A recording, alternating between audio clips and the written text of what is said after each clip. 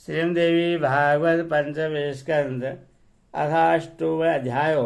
भक्तगणों, आज आपको श्रीदेवी भागवत पुराण में ब्रह्मा पर भीड़ती समस्त देवताओं के शरीर से तेज पुंज का निकलना और उस तेजो राशि से भगवती का पारगट के बारे में कथा कहूँगा। आप इसको ध्यानपूर्वक सुने और इस चैनल को लाइक करें, सब्सक्राइब जरूर करें। माँ भगवती आपका सदा कल्याण करे। कथा सुनिए। बिहार जी बोले, हे राजन, उन देवताओं ने शीघ्रतापूर्वक भगवान विष्णु के प्रिय धाम वैकुंठ में पहुंचकर वहां उन श्री हरि का विशाल सदन देखा, जो संपूर्ण शोभाओं से युक्त था, दिव्य महल से सुशोभित था। सुंदर तथा सुखदायक वह भवन सरोवर बावली एवं नदियों से सुशोभित था, जिनमें हंस, सारस, चक्रवाक आदि पक्ष कलरव कर रहे थे। उस भवन के चारों ओर सुशोभित हो रहे दिव्य उपवनों में चंपा, अशोक, कहार, मंदार, मोलश्री, मालती, तिलक, आंवड़ और कुरभक आदि विचित्र प्रकार के वृक्ष लगे हुए थे। उपवनों में चारों ओर कोयलों की कूक सुनाई दे रहे थे, मोर नृत्य कर रहे थे और भौरे गुंजार कर रहे थे। नंद, सुनंद आदि भक्त परायण पादर्श तथा त्याग वृत्त संपन्न अन्य भक्त भगवान विष्णु की स्तुति कर रहे थे। वहां रत्न जड़ित महल बने हुए थे, जिन पर सुनहरे चित्र बने हुए थे। सुंदर सुंदर कक्षों से शोभित वे महल ऊंचाई में आकाश को छू रहे थे। वहां देवता और गंधर्व गा रहे थे, अप्सराएं नाच रही थी और वह मन को मुग्ध करने वाले तथा मधुर कंठ ध्वनि वाले किन्नरों से मंडित था। वैदिक सूक्तों के द्वारा आदर पूर्वक भगवान विष्णु की स्तुति करते हुए शांत स्वभाव वाले वेद पाठ परायण मुनियों से वह भवन अत्यंत सुशोभित हो रहा था। भगवान विष्णु ने भवन पर पहुंचकर देवताओं ने सुंदर स्वरूप वाले तथा हाथ में स्वर्ण की छड़ी धारण किए हुए जय विजय नामक द्वारपालों को देखकर उनसे कहा कि आप दोनों में से कोई एक जाकर भगवान विष्णु से कह दें कि आपके दर्शन की अभिलाषा से ब्रह्मा, रुद्र आदि देवता द्वार पर खड़े हैं। व्यास जी बोले, उनकी बात सुनकर विजय ने तुरंत भगवान विष्णु के पास जाकर उन्हें प्रणाम करके सभी देवताओं के आगमन की बात उनको बताई। विजय ने कहा, हे देवादिदेव, हे महाराज, हे दैत्यों का दमन करने वाले लक्ष्मीकांत, हे विभु, इस समय सभी देवता आए हुए हैं और द्वार पर खड़े हैं। आपके दर्शन के इच्छुक ब्रह्मा, रुद्र, इंद्र, वरुण, अग्नि, यम आदि देवता वेद वाक्यों से आपकी स्तुति कर रहे हैं। व्यास जी बोले, लक्ष्मीपति भगवान विष्णु विजय की बात सुनकर देवों से मिलने हेतु अत्यधिक उत्साहित होकर शीघ्रतापूर्वक अपने भवन से बाहर निकल आए। वहां जाकर भगवान विष्णु ने द्वार पर स्थित उन देवताओं को थकान से व्याकुल तथा दुखी देकर अपनी प्रेम भरी दृश्य उन्हें आनंदित किया। उन सभी देवताओं ने दैत्यों का संहार करने वाले तथा वेदों के द्वारा सुनिश्चित किए गए तत्व स्वरूप देवादिदेव भगवान विष्णु को प्रणाम किया और मधुर वाणी में उनकी स्तुति की। देवता बोले, हे देव, हे जगन्नाथ, हे सृष्टि पालन और संहार करने वाले, हे दया सिंधु, हे महाराज, हम शरणागतों की रक्षा कीजिए।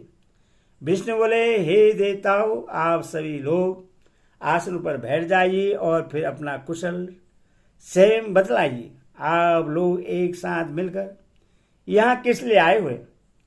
ब्रह्मा तथा शिव सहित आप सभी देवता चिंता मग्न, दुखित और उदास क्यों हो गए हैं? आप लोग अपना प्रयोजन शीघ्र बतलाइए। देवता वाले ही महाराज पाप कर्म में संलग्न अजय महादुष्ट वरदान पाकर अभिमान में चूर तथा पापी महिषासुर से हम लोग पीड़ित हैं।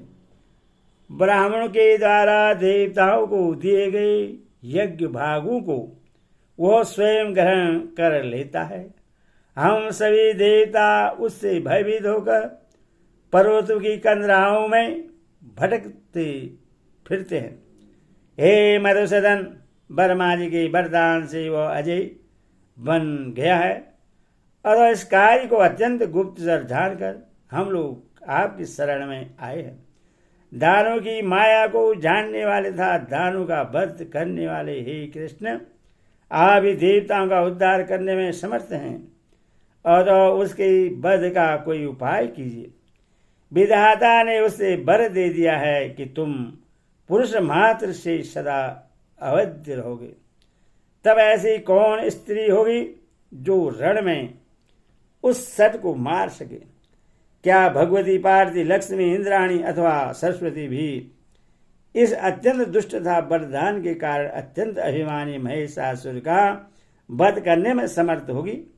अतः हे भक्त वत्सल, हे भूधर, आप अपनी बुद्धि से भली भांति विचार करके उसके मरण का जो भी उपाय हो उसके द्वारा हम लोगों का यह कार्य संपन्न कर दीजिए।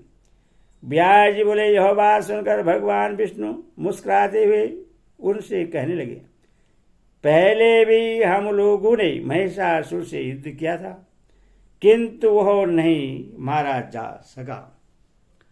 अब एक ही उपाय है कि यदि सभी देवताओं के तेज से कोई श्रेष्ठ रूपवती सुंदरी उत्पन्न की जाए तो सभी समरागढ़ में उससे अपने पराक्रम से मार सकती हैं।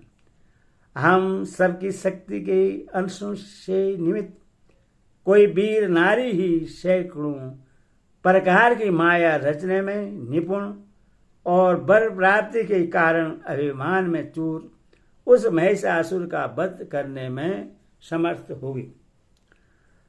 अब आप सभी देवतागण तेजासों से प्रार्थना करें, साथ ही हमारी स्त्रियां भी प्रार्थना करें, जिससे कि उन आविर्भूत तेजासों के द्वारा एक तेजो राशि उत्पन्न हो जाए।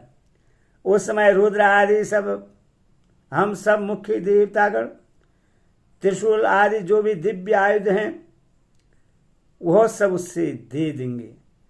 तत्पश्चात सभी प्रकार के आयुध धारण करने वाली तथा संपूर्ण तेज से संपन्न वह देवी उस दुराचारी, पापी तथा मंदोमत दानों को मार डालेगी। व्यास जी बोले, भगवान विष्णु के ऐसा कहते ही ब्रह्मा जी के मुख से अपने आप एक अत्यंत ऐसा तेज पुंज निकल पड़ा। वह तेज लाल रंग का था, उसकी आकृति सुंदर थी, वह पदाराग मणि के समान प्रभा वाला था। उसमें कुछ शीतलता एवं उष्णता भी थी और वह अनेक किरणों से शोभित था। हे महाराज, भगवान विष्णु और शिव ने भी उस निशित तेज को देखा। उससे देखकर अमित पराक्रम वाले हुए दोनों आश्चर्यचकित हो गए। तत्पश्चात शंकर जी के शरीर से भी चांदी के सदृश वर्ण वाले अत्यंत अद्भुत तीव्र देखने में ऐसा तथा महाप्रचंड तेज निकला, जो दैत्यों को भयभीत कर देने वाला तथा देवताओं को आश्चर्य में डाल देने वाला था। वह भयानक रूप वाला पर्वत के समान विशाल तथा साक्षात दूषित गुण जैसा था। तदनंतर भगवान विष्णु के शरीर से सत्वगुण संपन्न नीलवर्ण और अत्यंत दीप्तिमान दूसरे तेजो राशि प्रकट हुई। इसके बाद इंद्र के शरीर से विचित्र आकार वाला ऐसा पूर्ण गोलाकार और सर्वगुणात्मक तेज पार्थभूत हुआ। कुबेर, यम, अग्नि तथा वरुण के भी शरीर से सभी और महान तेज निकलने लगा। इसी प्रकार अन्य देवताओं के शरीर से भी अतिशय प्रदीप्त तेज निकला। वो महान तेज राशि अत्यंत दीप्तिमान थी। दूसरे हिमालय पर्वत के सदृश उस महादिव्य तेजो राशि को देखकर विष्णु आदि सभी प्रधान देवता आश्चर्यचकित हो गए। उसी क्षण वहां सभी देवताओं के देखते देखते उस तेज पुंज से अत्यंत श्रेष्ठ सुंदर तथा सबको विस्मित कर देने वाली एक स्त्री प्रकट हो गई। सभी देवताओं के शरीर से आयुभूत हो नारी त्रिगुणात्मक 18 भुजाओं वाली मनोहर त्रिवर्णा तथा विश्व को मोह में डाल देने वाली साक्षात महालक्ष्मी थी। वे उज्ज्वल मुख वाली, कृष्ण वर्ण के नेत्र वाली, अत्यंत लाल अधरोष्ट से शोभित ताम्र वर्ण की हथेली से सुंदर लगने वाली कांति से संपन्न तथा दिव्य आभूषणों से अलंकृत थी। देवताओं के शरीर से उत्पन्न तेजो राशि से प्रकट हुए 18 भुजाओं वाली भगवती असुरों का विनाश करने के लिए हजारों भुजाओं से सुशोभित हो गई। जन्मेजय बोले, हे कृष्ण देवाय, हे महावा, हे सर्वज्ञ, हे मुनिवर, अब आप उन भगवती के शरीर की उत्पत्ति का विस्तार पर वर्णन कीजिए। उन सब देवताओं के शरीर से निकला हुआ तेज बाद में एकत्र हो गया अथवा पृथक ही रहा। उनके अंग प्रत्यंग विभिन्न देवताओं के तेज से संपन्न थे अथवा नहीं। उनके शरीर के भिन्न भिन्न अंग, मुख, नासिका, नेत्र आदि अलग अलग देवताओं के तेज से निमित्त थे अथवा सब तेज एक साथ मिलकर बने थे। हे व्यास जी, उनके शरीर के अंगों की उत्पत्ति के विषय में विस्तार पूर्वक बतलाई। जिस देवता के तेज से उनका जो जो अद्भुत अंग बना वह सब मुझे बतलाइए। जिन जिन देवताओं ने उन भगवती को जो जो आयुध तथा आभूषण आदि संपर्क के आपके मुखारबिंद से निकली सारी बातें मैं सुनना चाहता हूँ। हे ब्राह्मण, आपके मुख कमल से निकले महालक्ष्मी के चरण रूपी अमृतमय रस का पान करते हुए मैं तृप्त नहीं हो पा रहा हूँ। सूची बोले, हे मुनिवृद्ध, उन राजा जन्मेजय का यह वचन सुनकर सत्यवती पुत्र श्री व्यास जी उन्हें प्रश्न करते हुए यह मधुर वचन कहने लगे। व्यास जी बोले, हे राजन, हे महाभाग, हे कुरुश्रेष्ठ, सुनिए। मैं अपनी बुद्धि के अनुसार उनके शरीर की उत्पत्ति के विषय में विस्तार पूर्वक आपसे कहता हूँ। स्वयं ब्रह्मा, विष्णु, महेश और इंद्र भी भगवती के यथार्थ रूप को बता पाने में कभी भी समर्थ नहीं है।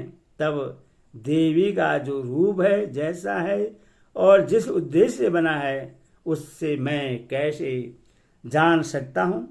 बस मेरी वाणी इतना ही कह सकती है कि वे भगवती प्रकट हुई। वे देवी नित्य स्वरूपा है और सदा ही सर्वस्त्र विराजमान रहती है। वे एक होती हुई भी गुरुतर कार्य पड़ने पर देवताओं का कार्य सिद्ध करने के लिए नाना प्रकार के रूप धारण कर लेती है।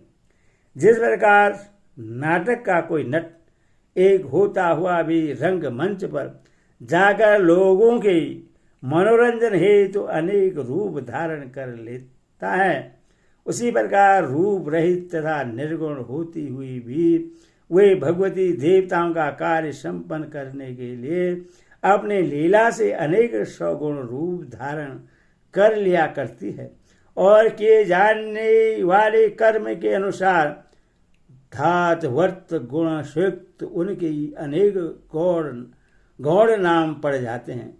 हे राजन, देवताओं के तेज समूह से उन भगवती का मनोहर रूप जिस प्रकार उत्पन्न हुआ उससे मैं अपनी बुद्धि के अनुसार बता रहा हूँ।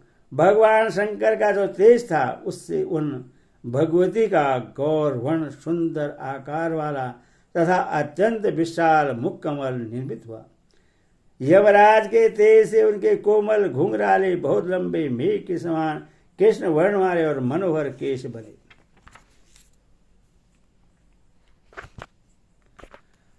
अग्नि के तेज से उन भगवती के 3 नेत्र बने।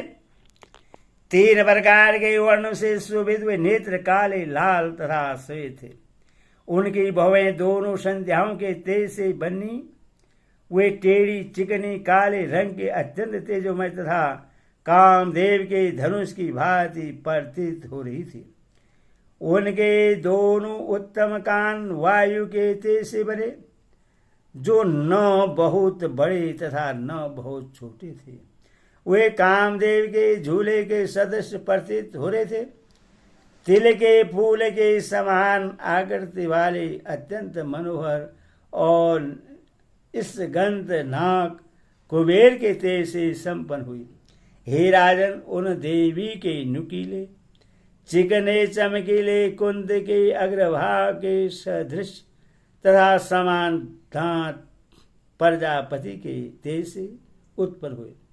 उनका रक्तवर्ण अधरोष्ट अरुण के तेज से उत्पन्न हुआ तथा ऊपर का अत्यंत मनोहर उत्कृष्ट ऊपर का ओष्ठ कार्तिकेय तेज से उत्पन्न हुआ।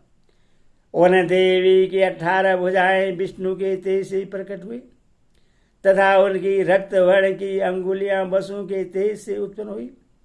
उनके दोनों उत्तम स्तन चंद्रमा के तेज से आविर्भूत हुए तथा 3 रेखाओं से युक्त उनका मध्य भाग इंद्र के तेज से उत्पन्न हुआ। उनकी जांघें तथा उरु प्रदेश वर्ण के तेज से उत्पन्न हुआ तथा उनका विशाल नितंब पृथ्वी के तेज से उत्पन्न हुआ। हे राजन, इस प्रकार उन तेजो राशि से सुंदर आकार वाली, दिव्य रूप से संपन्न तथा मधुर स्वर वाली भगवती नारी रूप में प्रकट हुई। मनोहर अंग प्रत्यंग वाली, सुंदर धातु वाली तथा भव्य नेत्रों वाली तथा देवी को देखकर महिषासुर से पीड़ित समस्त देवता अत्यंत आनंदित हो उठे। उसी समय भगवान विष्णु ने सभी देवताओं से कहा, हे देवताओं, अब आप लोग अपने अपने सभी शुभ भूषण एवं आयुध इन देवी को प्रदान करें। अपने अपने आयुधों से नाना विध तेजस्वी सस्ता शस्त्र उत्पन्न करके सभी लोग शीघ्र ही देवी को अर्पित कर दें। एते श्रेयं देवी भागवत महापुराण षष्ठ सहितानं पंचमस्कन्धे देव्यानं स्वरूप उपवर्णं नाम 8 अध्यायो। हरि ओम तत्सत्।